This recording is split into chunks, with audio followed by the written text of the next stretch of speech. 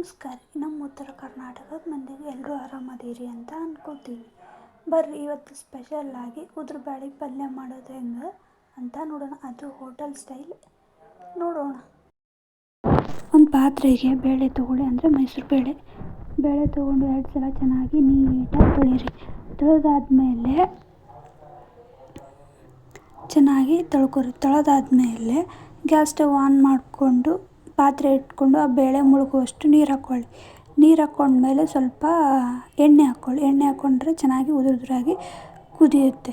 ಆಮೇಲೆ ಒಂದು 15ರಿಂದ 30 ನಿಮಿಷ ಚೆನ್ನಾಗಿ ಕುದಿಸ್ಕೊಳ್ಳಿ. ಆಮೇಲೆ ಒಂದು ಜಾರಲ್ಲಿ ಈರುಳ್ಳಿ, ಹಸಿಮೆಣಸಿನ್ಕಾಯಿ, ಆಮೇಲೆ ಸ್ವಲ್ಪ ಶುಂಠಿ, ಆಮೇಲೆ ಟೊಮ್ಯಾಟೊ, ಆಮೇಲೆ ಹಸಿ ಶೇಂಗಾ ಕಾಳು ಹಾಕ್ಕೊಂಡು ಚೆನ್ನಾಗಿ ರುಬ್ಕೊಂಡು ಬನ್ನಿ.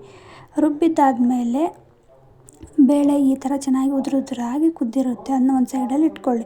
ಆಮೇಲೆ ಗ್ಯಾಸ್ ಮೇಲೆ ಒಂದು ಪಾತ್ರೆಯಲ್ಲಿ ಎಣ್ಣೆ, ಜೀರಿಗೆ, ಜಜ್ಜಿದ ಬೆಳ್ಳುಳ್ಳಿ, ಆಮೇಲೆ ಸ್ವಲ್ಪ ಕರಿಬೇವು ಹಾಕ್ಕೊಂಡು ಕೈ ಆಡಿಸ್ಕೊಳ್ಳಿ. ಕೈ ಆಡಿಸ್ಕೊಂಡಾದ್ಮೇಲೆ ರುಬ್ಬಿದ ಮಿಶ್ರಣನ ಎಣ್ಣೆಗೆ ಹಾಕ್ಕೊಂಡು ಚೆನ್ನಾಗಿ ಹಸಿ ವಾಸನೆ ಹೋಗೋ ತನಕ ಕೈ ಆಡಿಸಿ. ಅದಾದಮೇಲೆ ಆಮೇಲೆ ಎಣ್ಣೆ ಬಿಡುತ್ತೆ. ಈ ಥರ ಎಣ್ಣೆ ಬಿಡ್ತಾ ಹೋಗುತ್ತೆ. ಆಮೇಲೆ ಬೇಳೆನ ಹಾಕ್ಕೊಳ್ಳಿ. ಒಗ್ಗರಣೆಗೆ ಹಾಕ್ಕೊಂಡು ಚೆನ್ನಾಗಿ ಮಿಕ್ಸ್ ಮಾಡ್ಕೊಳ್ಳಿ. ಮಿಕ್ಸ್ ಆದಮೇಲೆ 5ರಿಂದ 10 ನಿಮಿಷ ಚೆನ್ನಾಗಿ ಕೈ ಆಡಿಸ್ಕೊಳ್ಳಿ.